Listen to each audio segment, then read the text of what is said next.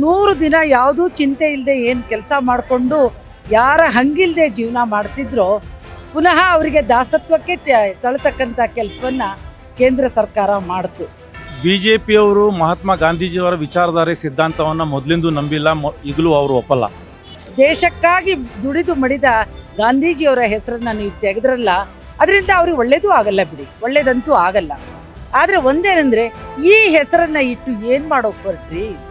ರಾಮ್ ಅಂತ ಹೇಳ್ಕೊಂಡು ಬಡವರನ್ನ, ಈ ದೇಶದ ಮುಗ್ಧ ಜನರನ್ನ ರಾಮನ ಹೆಸರಲ್ಲಿ ಎಲ್ಲ ಕಡೆ ಕೂಡ ರಾಮನನ್ನು ಉಪಯೋಗಿಸ್ಕೊಂಡು ಈ ಬಡವರನ್ನ ಮಣ್ಣಾಕಿ ಮುಚ್ಚುವಂತ ಒಂದು ಕೆಲಸವನ್ನ ಮನ್ರೇಗಕ್ಕೆ ಇವ್ರು ಮಾಡ್ತಾ ಇದ್ದಾರೆ. ಯಾರಿಗೆ ಬೇಕಾದ್ರೆ ಕೊಡ್ಬೋದಂತೆ 120 ದಿವಸ. ಎಲ್ಲಿ ಕೊಡ್ತಾರೆ ಇವರು? ಅದಕ್ಕೆ ಹಣನೇ ಕೊಟ್ಟಿಲ್ಲ ಅಂತ ಹೇಳಿದ್ರೆ ಹಂತ ಹಂತವಾಗಿ ಇವ್ರನ್ನ ಮುಗಿಸುವಂತ ಕೆಲಸವನ್ನ ಇವ್ರು ಮಾಡ್ತಾರೆ. ಬಿಜೆಪಿಯವರು ಮಹಾತ್ಮ ಗಾಂಧೀಜಿಯವರ ವಿಚಾರಧಾರೆ ಸಿದ್ಧಾಂತವನ್ನು ಮೊದಲಿಂದ ನಂಬಿಲ್ಲ, ಈಗಲೂ ಅವರು ಒಪ್ಪಲ್ಲ. ಹಾಗಾಗಿ ಅವರು ಹೆಸರನ್ನು ಬದಲಾವಣೆ ಮಾಡೋದ್ರ ಜೊತೆಯಲ್ಲಿ ಏನು ಕೂಲಿ ಕಾರ್ಮಿಕರಿದ್ದರು, ಬಡವರಿದ್ದರು, ಈ ಗ್ರಾಮಗಳಲ್ಲಿ ವಾಸಿಸುವ ಜನರಿಗೆ ಜೀವನಾಡಿಯಾಗಿ ಮನ್ರೇಗಾ ಮಹಾತ್ಮ ಗಾಂಧೀಜಿ ಉದ್ಯೋಗ ಖಾತ್ರಿ ಯೋಜನೆಯನ್ನು ಕಳೆದ 20 ವರ್ಷಗಳಿಂದ ಇಡೀ ಭಾರತ ದೇಶದಲ್ಲಿ ಒಂದು ಬಡವರಿಗೆ, ಮಹಿಳೆಯರಿಗೆ, ರೈತರಿಗೆ, ಕಾರ್ಮಿಕರಿಗೆ ಒಂದು ಜೀವನಾಡಿಯಾಗಿ ಇದ್ದಂತಹ ಯೋಜನೆಯನ್ನು ಇವರು ಹಠಾತ್ತಾಗಿ ಅದರ ಹೆಸರು ಬದಲಾವಣೆ ಮಾಡೋದರ ಜೊತೆಯಲ್ಲಿ ಬಡವರ ಪರ ಇರುವಂತಹ ಏನು ಇವತ್ತು 60-40 ಅನುಪಾತದಲ್ಲಿ ಇವತ್ತು ಅವರು ಈ ಯೋಜನೆಯನ್ನು ತಂದಿದ್ದಾರೆ, ಅನುದಾನ ಕೊಡಬೇಕಂತ. ಅದು ಇವತ್ತು ಈಗಾಗಲೇ GSTನಲ್ಲಿ ಬೇರೆ ಬೇರೆ ಅನುದಾನಗಳಲ್ಲಿ ಕೇಂದ್ರ ಸರ್ಕಾರದವರಿಗೆ ರಾಜ್ಯ ಸರ್ಕಾರಕ್ಕೆ ಒಂದು ಎಲ್ಲೋ ಅನ್ಯಾಯ ಮಾಡುವಂಥ ಕೆಲಸವನ್ನು ಮಾಡ್ತಾ ಇದ್ದಾರೆ. ಅದರ ಜೊತೆಯಲ್ಲಿ ಈ ಯೋಜನೆಯನ್ನು 60-40 ಅನುಪಾತದಲ್ಲಿ ತಂದರೆ ಈ ರಾಜ್ಯ ಸರ್ಕಾರಕ್ಕೆ ಒಂದು ಹೊರೆ ಆಗುತ್ತೆ. ಅದರ ಜೊತೆಯಲ್ಲಿ ಮಹಿಳೆಯರ ಸಬಲೀಕರಣಕ್ಕೆ ಒಂದು ಪೆಟ್ಟು ಬೀಳುತ್ತೆ, ಕೆಲಸದ ಒತ್ತಡ ಹೆಚ್ಚಾಗುತ್ತೆ. ಹೀಗಾಗಿ ಇದು ಜನಪರ ಇಲ್ಲದೆ ಇರುವಂಥ, ಬಡವರ ಪರ ಇಲ್ಲದೆ ಇರುವಂಥ ಏನು ಮಹಾತ್ಮ ಗಾಂಧೀಜಿಯವರು ಏನು ಗ್ರಾಮ ಸ್ವರಾಜ್ಯದ ಕನಸನ್ನು ಕಂಡಿದ್ರು, ಸಮಾಜದ ಕಟ್ಟಕಡೆಯ ನಾಗರಿಕನಿಗೆ ಏನು ಅಧಿಕಾರ ಸಿಗಬೇಕು, ಕೆಲಸ ಸಿಗಬೇಕು ಅನ್ನೋದು, ಅದರ ವಿರುದ್ಧವಾಗಿ ಇವತ್ತು ಯೋಜನೆಯನ್ನು ತಂದಿರೋದ್ರಿಂದ ಮಾನ್ಯ ಮುಖ್ಯಮಂತ್ರಿಗಳು ಮತ್ತು ಉಪಮುಖ್ಯಮಂತ್ರಿಗಳಂಥ ಮತ್ತು ನಮ್ಮ ಪಕ್ಷದ ಅಧ್ಯಕ್ಷರಾದಂತಹ ಸನ್ಮಾನ್ಯ DK ಶಿವಕುಮಾರ್ ಸಾಹೇಬರು ಇವರೆಲ್ಲರೂ ಸೇರಿ ಇವತ್ತು ಒಂದು ದೊಡ್ಡ ಹೋರಾಟವನ್ನು ಫ್ರೀಡಮ್ ಪಾರ್ಕಿಂದ ರಾಜ್ಭವನ್ ಚಲೋ ಅನ್ನುವಂಥ ಒಂದು ದೊಡ್ಡ ಹೋರಾಟಕ್ಕೆ ಒಂದು ರೂಪುರೇಷೆಯನ್ನು ಹಮ್ಮಿಕೊಂಡಿದ್ರು. ಅದರ ಅಡಿನಲ್ಲಿ ಈ ಹೋರಾಟ ಯಶಸ್ವಿಯಾಗಿದೆ.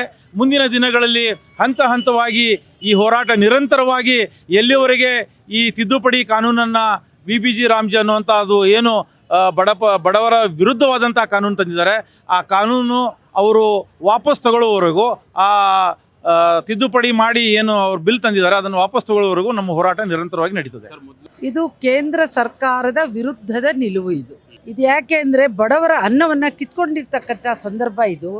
100 ದಿನ ಯಾವುದೂ ಚಿಂತೆ ಇಲ್ಲದೆ ಏನು ಕೆಲಸ ಮಾಡಿಕೊಂಡು ಯಾರ ಹಂಗಿಲ್ಲದೆ ಜೀವನ ಮಾಡ್ತಿದ್ರೋ ಪುನಃ ಅವರಿಗೆ ದಾಸತ್ವಕ್ಕೆ ತಳ್ತಕ್ಕಂಥ ಕೆಲಸವನ್ನು ಕೇಂದ್ರ ಸರ್ಕಾರ ಮಾಡಿತು. ಭಾಳ ಎದೆಯುಬ್ಬಿಸಿ ನಮ್ಮ ಜನ ಬದುಕ್ತಾ ಇದ್ದರು. ಒಬ್ಬ ಹೆಣ್ಮಕ್ಳು ಈಗ ನೋಡಿ 12.5 ಲಕ್ಷ ಜನ ಇದರ ಬೆನಿಫಿಟನ್ನು ತಗೊಳ್ತಾರೆ. ಅದರಲ್ಲಿ 55% ಬರೀ ಮಹಿಳೆಯರೇ ಇದ್ದಾರೆ. ಇಡೀ ಕುಟುಂಬವನ್ನು ಕಾಯ್ತಕ್ಕಂಥವಳು ಯಾರ ಅಧೀನದಲ್ಲಿ ಇಲ್ಲದೆ ಜೀವನ ಮಾಡ್ತಾ ಇದ್ಲು, ಅವಳಿಗೆ ಪುನಃ ಆ ಒಂದು ದಾಸತ್ವಕ್ಕೆ ಕಳಿಸ್ತು. ಹಾಗಾಗಿ ನಮ್ಮ ಹೋರಾಟ ಏನಂದರೆ, ದೇಶಕ್ಕಾಗಿ ದುಡಿದು ಮಡಿದ ಗಾಂಧೀಜಿಯವರ ಹೆಸರನ್ನು ನೀವು ತೆಗೆದ್ರಲ್ಲ, ಅದರಿಂದ ಅವ್ರಿಗೆ ಒಳ್ಳೇದೂ ಆಗಲ್ಲ ಬಿಡಿ, ಒಳ್ಳೇದಂತೂ ಆಗಲ್ಲ. ಆದರೆ ಒಂದೇನೆಂದರೆ ಈ ಹೆಸರನ್ನು ಇಟ್ಟು ಏನು ಮಾಡೋಕೆ ಹೊರಟ್ರಿ? ರಾಮ ಅಂತ ಹೇಳ್ಬಿಟ್ಟು ಏನೋ ಮಾಡ್ತೀನಿ ಇಲ್ಲ, ಎಲ್ಲವೂ ನೀವು ಹೇಳದೇ ಇದ್ದರೂ ಆ ಎಲ್ಲ ಹೆಸರುಗಳು ನಮ್ಮ ಜೊತೆಯಲ್ಲಿದೆ, ನಮ್ಮ ಹೆಣ್ಮಕ್ಳ ಜೊತೆಯಲ್ಲಿದೆ, ಈ ದೇಶದಲ್ಲಿದೆ. ಹಾಗಾಗಿ ಹೊಸತನ್ನು ಬಿತ್ತುತ್ತಾ ಇದ್ದೀರಿ. ಇದನ್ನು ಬದಲಾವಣೆ ಮಾಡಲೇಬೇಕು. ಆ ಬದಲಾವಣೆ ಆಗಿ ನರೇಗಾ ಅಂತಕ್ಕಂಥ ಒಂದು ಸಂದರ್ಭ ಇವತ್ತು ಪ್ರತಿಯೊಬ್ಬ ರೈತರು ಏನು ಅರ್ಥಕೊಂಡಿದ್ದಾರೆ, ಆ ಹೆಸರನ್ನು ವಾಪಸ್ ತರ್ದಿದ್ರೆ ಅಲ್ಲಿವರೆಗೂ ಕಾಂಗ್ರೆಸ್ ಪಕ್ಷದ ಹೋರಾಟವನ್ನು ನಾವು ನಿಲ್ಲಿಸಲ್ಲ. ಮೇಡಮ್, 100 ದಿನ ಹೋಗಿ 125 ದಿನ ಕೆಲಸ ಕೊಡ್ತೀವಿ ಅಂತ ಹೇಳಿದ್ದಾರೆ ಆ ಸ್ಕೀಮಲ್ಲಿ. ಯಾರು? VBG ರಾಮ್ಜಿಯಲ್ಲಿ. ಅಲ್ಲಲ್ಲ, ಈಗ ಅವ್ರು ಏನು ಹೇಳಿದಾರ್ರಿ, ಅವರು ಕೊಟ್ಟಿರ್ತಕ್ಕಂಥದ್ದು ಎಲ್ಲವನ್ನ ಕಡತ ಮಾಡ್ತಕ್ಕಂಥದ್ದು, ಅದನ್ನು ಹೆಚ್ಚು ಮಾಡ್ತಕ್ಕಂಥದ್ದಲ್ಲ, ಕಡತ ಮಾಡ್ತಕ್ಕಂಥದ್ದು. ಹಾಗಾಗಿ ಅವರಿಗೆ ಜನಗಳಿಗೆ ಏನಾದರೂ ಸಹಾಯ, ಯುವಕರಿಗೆ ಹೋಗಿ ಬೋಂಡ ಮಾಡ್ಕೊಂಡು ತಿನ್ನಿರಿ, ಯಾಕ್ರಿ ಕೆಲಸ ಇಲ್ಲ ಅಂತ ಅಳ್ತೀರಿ, ಜಾಕೆ ತಲೋ ಬೋಂಡ ತಲೋ ಅಂತ ಹೇಳಿದ್ದು ಪಕ್ಷ ಅದು. ಹಾಗಾಗಿಬಿಟ್ಟು ಒಂದೇನೆಂದರೆ ಸ್ಥೈರ್ಯದಿಂದ ಬದುಕ್ತಾ ಇರೋ ಜನಗಳನ್ನು ಅದಕ್ಕೆ ತಕ್ಕಂತೆ ಬದುಕೋಕೆ ಬಿಡಿ ಅಂತಕ್ಕಂಥದ್ದು ನಮ್ಮ ಹೋರಾಟ. ಇದು ಮನ್ರೇಗಾ ವಿರುದ್ಧ ಏನು ಮೋದಿ ಸರ್ಕಾರ ಅಥವಾ ಮನ್ವಾದಿ ಸರ್ಕಾರ ಏನು ಮಾಡ್ತಾ ಇದೆ, ರಾಮ್ ಅಂತ ಹೇಳ್ಕೊಂಡು ಬಡವರನ್ನ, ಈ ದೇಶದ ಮುಗ್ಧ ಜನರನ್ನ ರಾಮನ ಹೆಸರಲ್ಲಿ ಎಲ್ಲ ಕಡೆ ಕೂಡ ರಾಮನನ್ನು ಉಪಯೋಗಿಸ್ಕೊಂಡು ಮಣ್ಣು ಈ ಬಡವರನ್ನ ಮಣ್ಣಾಕಿ ಮುಚ್ಚುವಂಥ ಒಂದು ಕೆಲಸವನ್ನು ಮನ್ರೇಗಾಕ್ಕೆ ಇವ್ರು ಮಾಡ್ತಾ ಇದ್ದಾರೆ. ಇವರು ಮನ್ರೇಗಾವನ್ನು ಮುಚ್ಚುತ್ತಾ ಬಡತನವನ್ನು ನಿರ್ಮೂಲನೆ ಮಾಡಬೇಕಾದಂಥ ಸರ್ಕಾರ ಈ ದೇಶದಲ್ಲಿ ಬಡವರೇ ಇರಬಾರ್ದು ಅಂತೇಳಿ ಬಡವರನ್ನೇ ನಿರ್ಮೂಲನೆ ಮಾಡುವಂಥ ಕೆಲಸಕ್ಕೆ ಇವತ್ತು ಕೈ ಹಾಕಿದೆ. ಇದರಿಂದ ಇವರು ನಾನು ಯಾವುದೇ ಕಾರಣ ನಾವು ಸುಡುವಂಥ ಸಂಸ್ಕೃತಿ ಕಾಂಗ್ರೆಸ್ ಪಕ್ಷ ಅಥವಾ ಗಾಂಧಿವಾದಿಗಳ ಸಂಸ್ಕೃತಿ ಅಲ್ಲ. ಆದರೆ ಈ ಏನು ಕೆಲಸಕ್ಕೆ ಕೈ ಹಾಕಿದ್ದಾರೆ ಈ ಮೋದಿ ಮನವಾದಿ ಸರ್ಕಾರ, ಇದರಿಂದ ಇವರು ಸುಟ್ಟು ಹೋಗೋದು ಖಂಡಿತ ಅಂತೇಳಿ ನನಗೆ ಅನಿಸುತ್ತೆ. ಯಾಕಂದರೆ ಈ ದೇಶದಲ್ಲಿ ದೊಡ್ಡ ಕ್ರಾಂತಿ ಖಂಡಿತವಾಗ್ಲೂ ಆಗುತ್ತೆ ಇದರಿಂದ ಅಂತ ಹೇಳಿಕೆ ಬಯಸ್ತೀನಿ. ಮನ್ರೇಗಾ ಹೋಗಿ VBG ರಾಮ್ಜಿ ಬಂದಿದೆ, ಅದ್ರಲ್ಲಿ 100 ದಿನ ಇತ್ತು, 125 ದಿನ ಕೆಲಸ ಕೊಡ್ತೀವಿ ಅಂತ ಹೇಳಿದ್ದಾರೆ. ಈಗ ಅವರು 125 ದಿವಸ ಅಂತ ಕೇಳಲಿಕ್ಕೆ ನಮಗೆ ಭಾಳ ಸಂತೋಷ ಆಗುತ್ತೆ, ಭಾಳ ಚೆನ್ನಾಗಿರುತ್ತೆ ಕೇಳೋಕ್ಕೆ. ಆದರೆ ಮೊದಲು ಕೇಂದ್ರ ಸರ್ಕಾರದಿಂದ ರಾಜ್ಯ ಸರ್ಕಾರಕ್ಕೆ ಅದೊಂದು ಕಾಯ್ದೆ ಆಗಿತ್ತು. ಅದನ್ನು ಈಗ ಅವರು ಯೋಜನೆ ಆಗಿ ಮಾರ್ಪಡಿದ್ದಾರೆ. ಯೋಜನೆ ಯಾವಾಗ ಬೇಕಾದ್ರೆ ಹೋಗ್ಬೋದು. ಅದರಲ್ಲಿ 90% ಕೇಂದ್ರ ಸರ್ಕಾರ, 10% ಅನುದಾನವನ್ನು ರಾಜ್ಯ ಸರ್ಕಾರ ಕೊಡ್ತಾ ಇತ್ತು.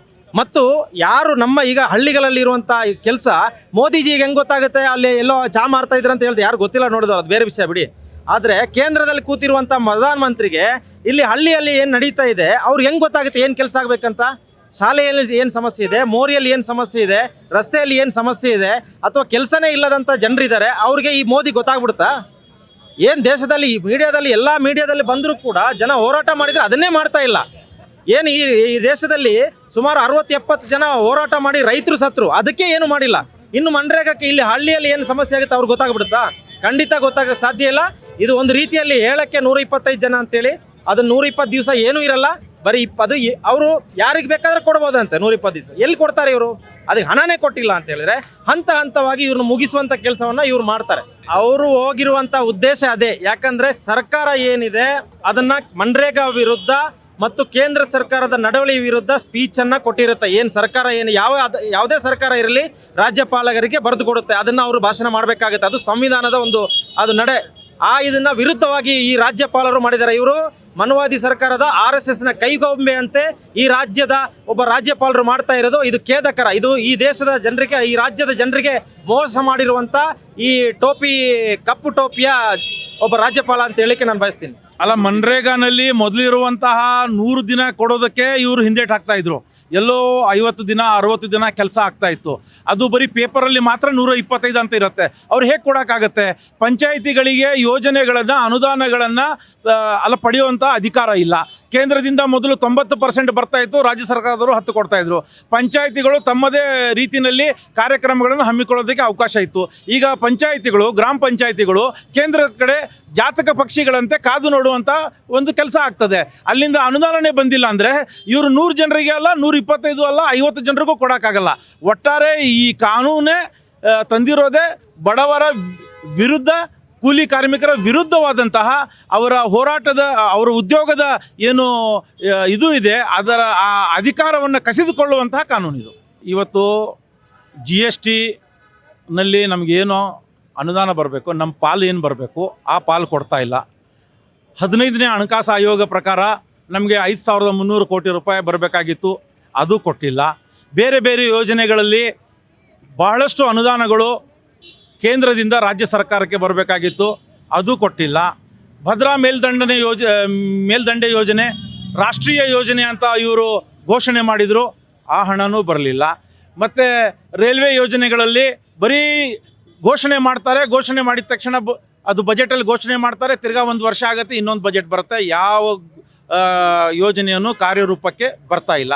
ಇಂತಹದ್ರಲ್ಲಿ ಇವರು 40-60 ರೂಪದಲ್ಲಿ ಅವರು ಯಾವ ರೀತಿ ಹಣಕಾಸನ್ನು ರಾಜ್ಯ ಸರ್ಕಾರಗಳಿಗೆ ಕೊಡ್ತಾರೆ? ಈಗಾಗಲೇ ರಾಜ್ಯ ಸರ್ಕಾರಗಳು ಇವರ ಅನುದಾನ ಕೊಡದೇ ಇರೋದ್ರಿಂದ, ನಮ್ಮ ಪಾಲು ಬರದೇ ಇರೋದ್ರಿಂದ ನಮಗೆ ಹಣಕಾಸಿನ ಹೊರೆ ಆಗಿರುವ ಹಿನ್ನೆಲೆಯಲ್ಲಿ ಇನ್ನಷ್ಟು ಹೊರೆ ಆಗತ್ತೆ. ಮತ್ತು ಈ ಬಡವರ, ಕೂಲಿ ಕಾರ್ಮಿಕರ ಪರ ನಾವು ನಿಂತ್ಕೊಳ್ಳೋಕ್ಕಾಗತ್ತಾ? ಆಗಲ್ಲ. ಹಾಗಾಗಿ ಅವರ ಒಂದೇ ಒಂದು ಉದ್ದೇಶ ಏನು, 4-5 ಉದ್ಯೋಗಪತಿಗಳ ಕೈನಲ್ಲಿ ಈ ದೇಶದ ಹಣಕಾಸು ವ್ಯವಸ್ಥೆ ಹೋಗಬೇಕು, ಈ ದೇಶದ ಬಂಡವಾಳ ಅವ್ರ ಕೈನಲ್ಲಿ ಹೋಗಬೇಕು, ಬಡವರು ಇನ್ನಷ್ಟು ಬಡವರಾಗಬೇಕು, ಕೂಲಿ ಕಾರ್ಮಿಕರು ಇನ್ನಷ್ಟು ಬಡವರಾಗಬೇಕು. ಹಾಗಾಗಿ ಅವರು ಜನ ವಿರೋಧಿ ಸರ್ಕಾರ ಮೊದಲಿಂದ ನಡ್ಕೊಂಡು ಬಂದಿದೆ, ಜನ ವಿರೋಧಿ ಕಾರ್ಯಕ್ರಮಗಳನ್ನು ಅವರು ಹಮ್ಮಿಕೊಂಡಿದ್ದಾರೆ. ಸೊ ಈ ಜನ ವಿರೋಧಿ ಸರ್ಕಾರವನ್ನು ಕಿತ್ತೊಗೆಯವರೆಗೂ ನಾವು ಈ ಹೋರಾಟವನ್ನು ನಿರಂತರವಾಗಿ ನಾವು ನಡೆಸ್ತಾ ಇರ್ತೀವಿ. ಮತ್ತಷ್ಟು ವಿಶೇಷ ವಿಡಿಯೋಗಳನ್ನು ನೋಡಲು ಮತ್ತು ಹೊಸ ವಿಡಿಯೋಗಳ ಬಗ್ಗೆ ತಿಳಿಯಲು ಈ ದಿನ .com ಯೂಟ್ಯೂಬ್ ಚಾನೆಲ್ ಸಬ್ಸ್ಕ್ರೈಬ್ ಮಾಡಿ ಮತ್ತು ಬೆಲ್ ಐಕಾನ್ ಕ್ಲಿಕ್ ಮಾಡಿ.